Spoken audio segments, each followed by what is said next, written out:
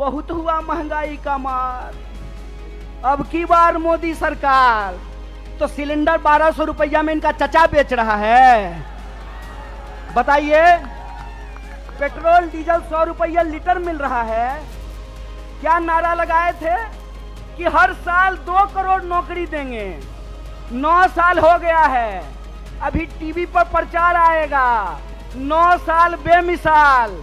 तो मैं देश के नौजवानों से कहता हूं, हरियाणा के नौजवानों से कहता हूं, 9 साल देश बेहाल। पूछो कि 9 साल में 18 करोड़ नौकरी क्यों नहीं है। यह सवाल प्रधानमंत्री से पूछना जाना चाहिए। खेला करते हो, खेला, अरे झूठा, बेईमानी करते हो।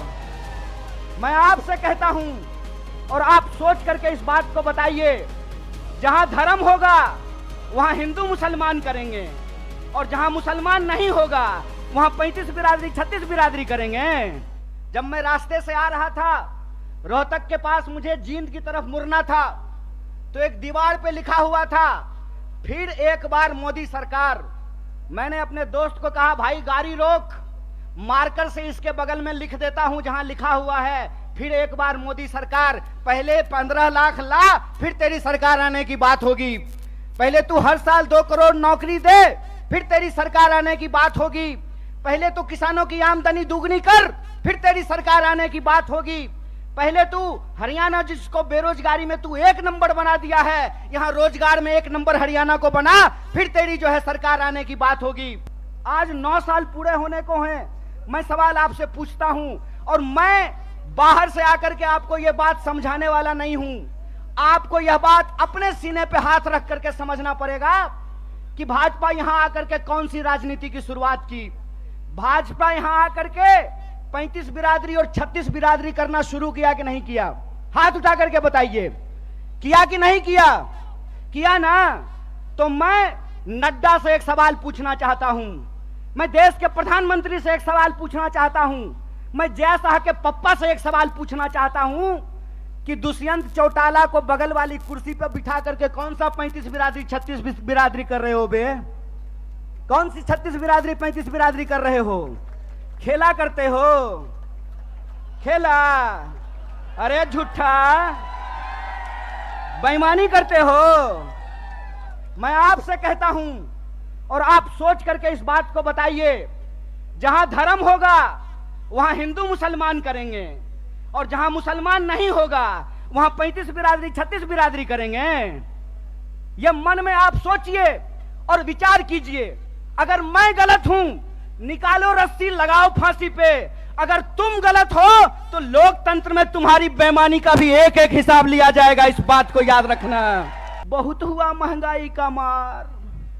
अब की बार मोदी सरकार तो सिलेंडर 1200 रुपया में इनका चचा बेच रहा है। बताइए, पेट्रोल डीजल 100 रुपया लीटर मिल रहा है। क्या नारा लगाए थे कि हर साल 2 करोड़ नौकरी देंगे। 9 साल हो गया है, अभी टीवी पर प्रचार आएगा 9 साल बेमिसाल। तो मैं देश के नौजवानों से कहता हूं, हरियाणा के नौजवानों से कहता हूं, 9 साल देश बेहाल। पूछो कि 9 साल में 18 करोड़ नौकरी क्यों नहीं है। यह सवाल प्रधानमंत्री से पूछना जाना चाहिए। और आपने कहा था ना कि किसानों की आमदनी हम दुगनी कर देंगे। किसानों को 1 साल तक इस दिल्ली के बॉर्डर पे जाकर के आंदोलन करना पड़ा था। सैकड़ों किसानों को अपनी जान गंवानी पड़ी थी। और ये जिसका जिसका नाम लेते हैं ना, उसके उसके साथ बेईमानी करते हैं। 9 साल दोस्त बेमिसाल, 9 साल देश बेहाल। यह सच्चाई देश के लोगों को समझना पड़ेगा। पहले किसानों को ठगा, फिर जवानों को ठगा। बोलिए, अग्निवीर आया है कि नहीं आया है? आया है ना? तो एमपी बनेगा 4 साल के लिए, एमपी बनेगा 5 साल के लिए, अग्नि बनेगा 4 साल के लिए। बोलिए, बेईमानी है कि नहीं है? है ना?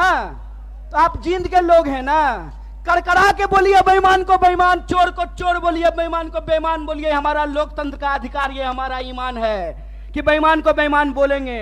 अगर प्रधानमंत्री 5 साल का हो सकता है तो सिपाही 4 साल के लिए क्यों होगा?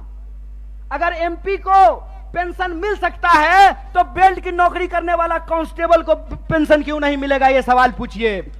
ये सवाल पूछिए कि अगर प्रधानमंत्री को पेंशन मिल सकता है तो मास्टर साहब को पेंशन क्यों नहीं मिलेगा? प्रोफेसर साहब को पेंशन क्यों नहीं मिलेगा? सिपाही को पेंशन क्यों नहीं मिलेगा? सेना में नौकरी करने वाले को पेंशन क्यों नहीं मिलेगा? और मैं अपने बड़े भाई दीपेंद्र साहब के सामने आपसे वादा करता हूं, कांग्रेस का हाथ मजबूत कीजिए, भारतीय राष्ट्रीय कांग्रेस को लेकर के आइए। हमने हिमाचल में ओल्ड पेंशन स्कीम लागू किया है, हरियाणा में भी ओल्ड पेंशन स्कीम को लागू करेंगे, इस बात को याद रखिएगा। इसीलिए हम कहते हैं कि यह देश एक बदलाव चाहता है। हम मानते हैं कि आपको हमसे कुछ नाराजगी होगी, कई बार माँ बाप को भी अपने बच्चे से नाराजगी हो जाती है, लेकिन माँ बाप अपने बच्चे को उठा करके डस्टबिन में नहीं फेंक देते हैं, क्या माता जी? फेंक देते हैं। तो भारतीय राष्ट्रीय कांग्रेस आपकी पार्टी है और भारतीय राष्ट्रीय कांग्रेस का मुद्दा आपका मुद्दा है। और हम देश के प्रधानमंत्री नहीं हैं कि झूठ बोलेंगे आकर के आपको जबरदस्ती कहेंगे कि हमारा जींद से बहुत पुराना नाता है। अरे प्रधानमंत्री जी, जींद से आपका पुराना नाता है ना, तो एक और मेडिकल कॉलेज यहां खुलवा दीजिए। रास्ता में आते हुए सड़क पे बहुत सारा गड्ढा है, यहाँ के लोगों को इलाज कराने के लिए हिसार जाना पड़ता है, यहाँ के लोगों को इलाज कराने के लिए दिल्ली जाना पड़ता है। अगर आपका नाता है तो जींद के लोगों को ठगना बंद कीजिए, क्योंकि जींद के लोग अगर जाग गए तो जींद हरियाणा की राजनीतिक राजधानी है और हरियाणा में बदलाव से कोई रोक नहीं सकता है। अगर आप परिवर्तन करेंगे तो हमारा वादा है कि हरियाणा को हम बेरोजगारी में नहीं, रोजगार में नंबर 1 बनाएंगे। हम हरियाणा के लोगों को, हरियाणा के नौजवानों को रोजगार से जोड़ेंगे। भारत जोड़ो यात्रा का संदेशा बिल्कुल साफ है।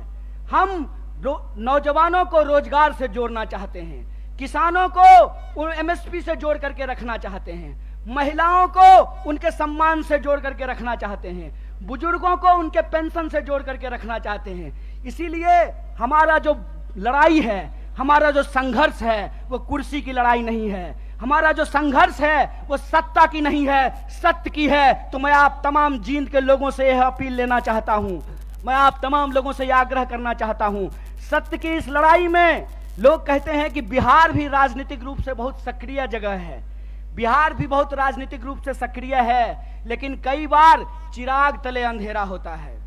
जींद भी हरियाणा का सबसे सक्रिय जिला है, राजनीतिक रूप से सबसे सोचने समझने वाले लोग हैं, लेकिन विकास जितना जींद में होना चाहिए उतना नहीं हो पाया है। तो हम आपसे वादा करते हैं कि चिराग तले अंधेरा नहीं होगा, हर तरफ रोशनी ही रोशनी होगी और हमारा संघर्ष सत्य के लिए है।